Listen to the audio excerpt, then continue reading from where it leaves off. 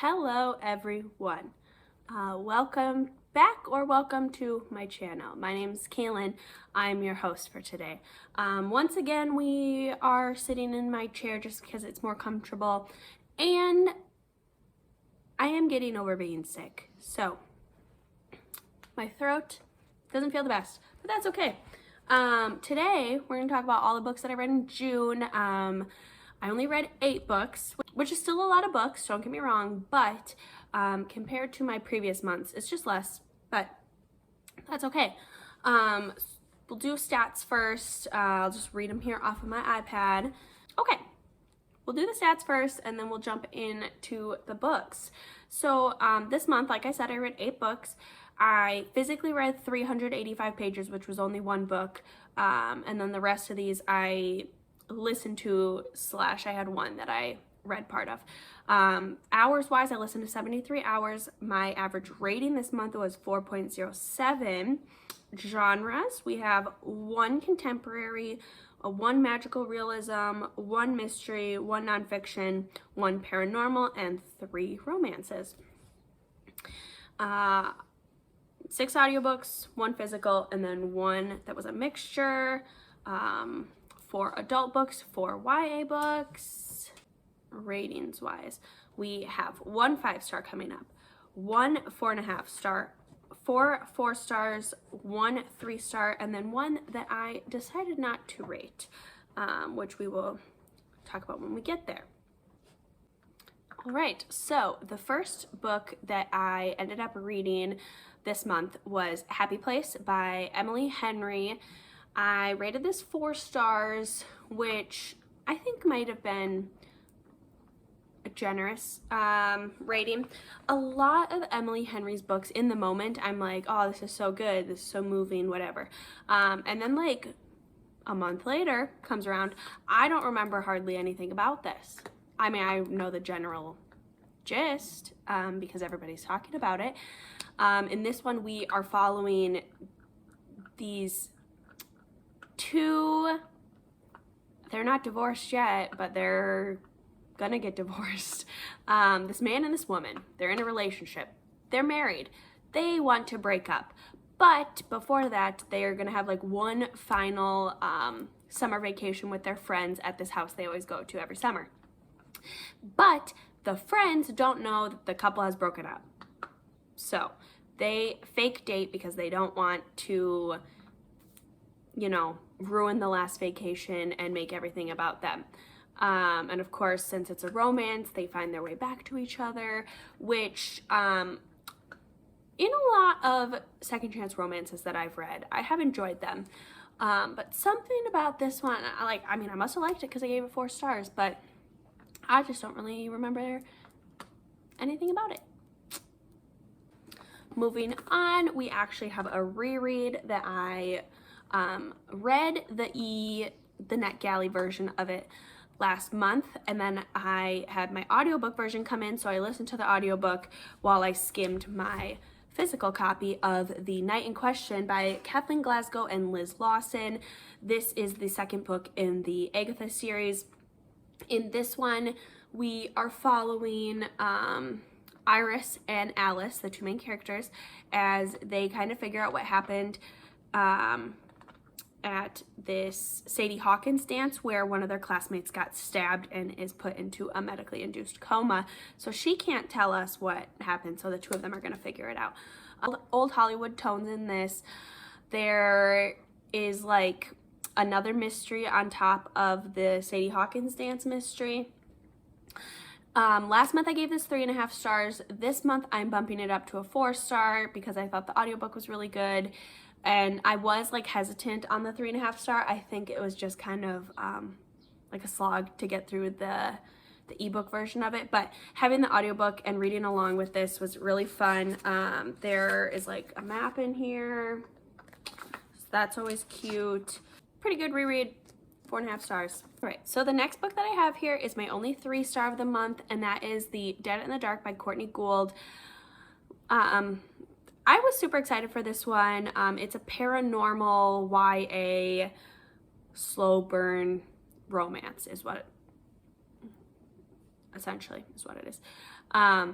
I would say romance in this is very non-existent. I was under the impression, I mean, I guess it is technically a sapphic LGBT story. I tried my best, besides those first 2 books, to only read LGBT books for Pride, which for the most part worked out. But this one wasn't as like sapphic as I was expecting it to be. It's like slow burn, enemies to lovers, but it's not even really lovers in my opinion, whatever. In this one, we are following Logan. Her dads are part of a paranormal show. They are looking for their next place they want to go to, and they end up going back to Snakebite, Oregon, which is where they are from. Logan is like an LA big city girl, so going back to this small town in Oregon, she's not really a big fan. Then we meet Ashley, our other main character, and Ashley's boyfriend just went missing, and everyone's kind of assuming that he's dead, but they are looking for him. So Logan and Ashley actually team up to figure out what's kind of going on, because other people start going missing and end up being killed. Like I said, paranormal, so if that's your thing, you might like this, but I don't know, I thought it was okay, not very memorable. So the next book that I was able to get to this month is If This Gets Out by Sophie Gonzalez and Cale Dietrich. This one is a YA boy band contemporary fiction. This is, to me, One Direction fan fiction. We're following the boy band called Saturday, and 2 of the boys are in love with each other. One of them is like, I mean, none of them are out to the public, but like to their friends, one of them is out as gay, and then the other guy thinks he's straight, isn't quite sure, and kind of figures out like, oh, I think I have a crush on my bandmate. The one thing I will say about this is that the 2 main characters are kind of similar to me.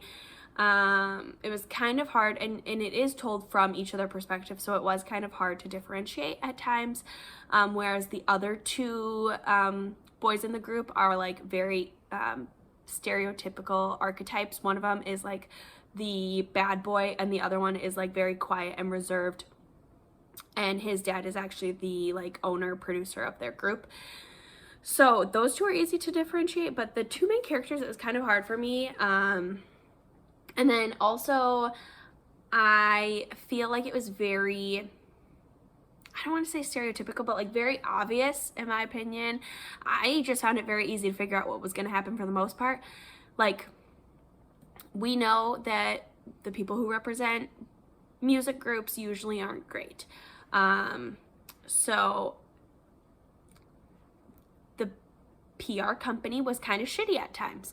We kind of could have already assumed that, because a lot of music companies suck. At least, you know, they've done our girls dirty in the past. Taylor Swift, Kesha, whoever, whatever.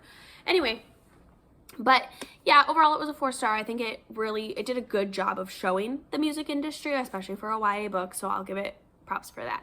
But yeah, I thought that one was pretty good. Next, we will move into what is the only 5-star this month, and I think gonna be probably my top book of the year. If not, it's definitely gonna be in the top 5, if not the #1 spot, and that is That Summer Feeling by Bridget Morrissey. I am in love with this book. I tabbed it. Let's see, yep, lots of highlighting and writing in there. In this one, we are following this divorced woman. Her name's Garland, and she goes to an adult sleepaway camp. A few years ago, she had a run-in with this man while she was on the way to her honeymoon in the airport. She dropped this magic bracelet that her and her sister made when they were kids.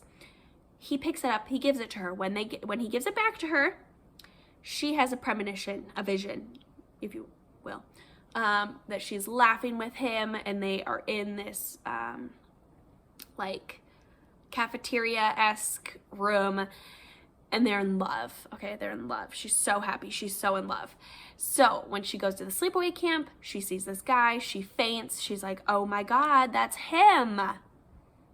Little does she know, she's not going to fall in love with him. She's going to fall in love with his sister. Stevie, let me tell you, Stevie, I love her. She's great. Stevie and Garland, so cute. My only complaint about this book, if there even was one to complain about, I wish there was kissing sooner. I know they just met, I know, but I wish they had like we should have a summer fling, and then it turns into something more. There was nothing in this for like half the book, and I said, God dang it, come on, it's romance, give me more than that.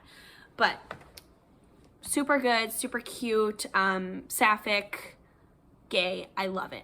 I absolutely love it. The amount of tears that came out of me while reading this, can't even tell you, cannot even tell you. I would highly recommend, if you were looking for a sapphic book, you know, the gays, love them. If you're looking for a summer camp book, super good for that. I actually have another book that I will talk about in my July wrap up that was a summer camp book that also got 5 stars, so spoiler. But yeah, super, super sweet book. I don't know how else to explain it. I just really liked it. We have the only book, excuse me, that I did not rate this month, and that is Page Boy by Elliot Page. Personally, I just don't, for the most part, I don't like rating memoirs, just because it's someone's life experiences. And in this one, I have never seen, at least I don't think so, I don't think I've seen any of Elliot Page's movies or shows. So I didn't really know too much about him. I knew about the like speech that he did when he came out as gay, and then when he like came out as trans. But this is full of sexual assault, a lot of like manipulating and grooming and sexual assault and homophobia and transphobia and like everything that you can think of that a gay trans man might go through. So I think it was good. I do think it's interesting. I was reading through some of the reviews of this on Goodreads, and there were some 1-star books that were, or 1-star reviews, excuse me, that were saying like, oh, he didn't open up enough, he didn't tell us enough about him, which is like, he doesn't need to. The fact that you even got this is lucky enough. Like, without getting super into it, I don't think that people who are writing memoirs really owe us anything at all. So we should just be grateful for what they have put out. That's my 2 cents on that. Because I just feel like a lot of the people were also being like kind of transphobic about it too, and being like, oh, why aren't you sharing more about your journey? And like, who cares? I don't know. Like, whatever. Okay, moving on. Next book is Out of the Blue by Jason June. This one I have talked about a couple of times in a couple different videos. In this one, we are following Crest, who is a merfolk person. And in this world, the mermaids have to go up on land and help a human within a moon cycle. I think it's within a moon cycle, yeah. With something. It could be anything. And so Crest meets, what's his name? So Crest meets Sean, who is a lifeguard at this pool area, and kind of saves them from when they come out of the water. Anyway, Sean just got broken up with by his boyfriend, who started coincidentally dating Sean's ex-best friend, so it's even like more drama filled. And Crest is like, oh, I have to help this human because he helped me. So how are they gonna do that together? They're gonna fake date. Makes sense, right? Makes sense. Make the other guy jealous, right? But then of course they kind of fall in love. I will say, without super spoiling, the end of this might not be what you would conventionally think. So that was a little surprising to me. And as well as, so I forgot to mention, let me pull this back out. So in this one, I talked about it a couple times in my vlog, but this one is like older YA. And this one is also older YA. There is a lot of mentions of like sex and suicide and drugs and alcohol in this book. And then in this book, there's also a mention of sex. But in this one, I really liked it because they like talked about safe sex and condoms, which is usually not seen in at least the YAs that I have read. I also really liked this because our main character is non-binary, and I kind of like it because I don't know if any of you guys have seen, oh my gosh, what's it called? Blast from the Past. I remember I was listening to this book, and halfway through, I just thought of Blast from the Past. It's this movie where this family goes into this shelter and then comes out like 50 years later, and they don't know anything that's going on anymore.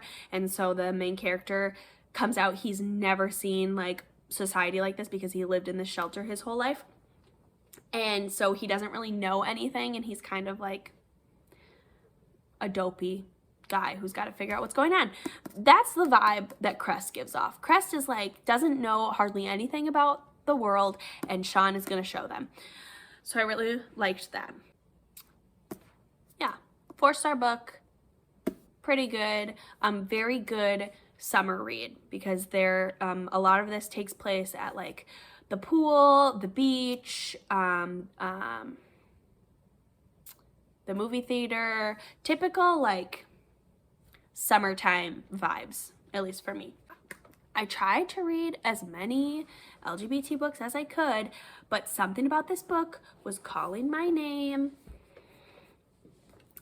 and I really wanted to read it. And that is Twisted Love by Ana Huang. I don't know if I should be embarrassed that I rated this 4.5 stars. This was so good, let me tell you. So this is a romance, if that's what you want to call it. I mean, I guess it is a romance, but very spicy romance, if that is your thing. In this one, we're following Ava, and she has a very protective older brother. Her older brother has to go, because he's studying to be a doctor or some shit, I don't know. The brother has to go to a different country, and he needs someone to watch over his sister, so he makes his best friend move into his house, who is right next door to Ava, so they're always next to each other, and he is a genius billionaire. He's so dark and twisted. But they end up falling in love. It's a very tumultuous story. It's the very inside cover of the book. I will read it to you here. This book contains explicit sexual content, profanity, a very possessive / morally gray anti-hero, and topics that may be sensitive to some readers. It also says, I don't know where it says it, but something about if you like sweet romances, this book is not for you. And that's true, because there was murder. Spoiler alert. I don't know. Yeah, very, very interesting. I'm actually like halfway through the second book already, which is following the one of the friends who is a princess and her bodyguard. Very good so far. But yeah, this is like a kind of hate to love, kind of. I wouldn't say enemies, but like they kind of hate each other. Hate to love brother's best friend.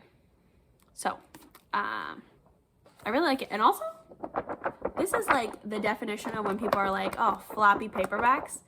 This was good. There you have it. There is all of the books that I read in the month of June. I'm hoping to get to a few more in July, just because I feel like I didn't super read a lot this month, but with a new puppy and with everything going on, like, I'll forgive myself. Here are all of the books that I read in the month of June. So, thanks again for watching. Hope you're having a great day. Leave a comment, like, share, comment, share, like, comment, whatever. Over and out.